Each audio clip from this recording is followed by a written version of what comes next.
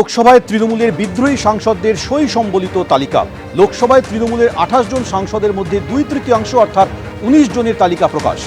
এনডিএর সঙ্গে যুক্ত হতে চেয়ে লোকসভার স্পিকারকে চিঠি বিদ্রোহী তৃণমূল সাংসদদের। প্রথম ধাপে লোকসভার 14 জন তৃণমূল সাংসদ তালিকায় সই করেছিলেন।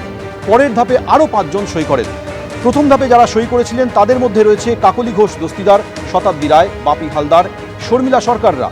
পাশাপাশি সই করেন প্রসূন বন্দ্যোপাধ্যায়, জগদীশ বর্মা বাসুনিয়া, অসিত মাল, অরূপ চক্রবর্তীরা।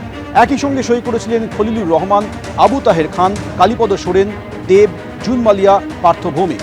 আর পরের ধাপে যারা সই করেছিলেন তাদের মধ্যে রয়েছেন 5 জন: রচনা বন্দ্যোপাধ্যায়, সায়নী ঘোষ, ইউসুফ পাঠান, মালা রায় এবং মিতালি বাগ।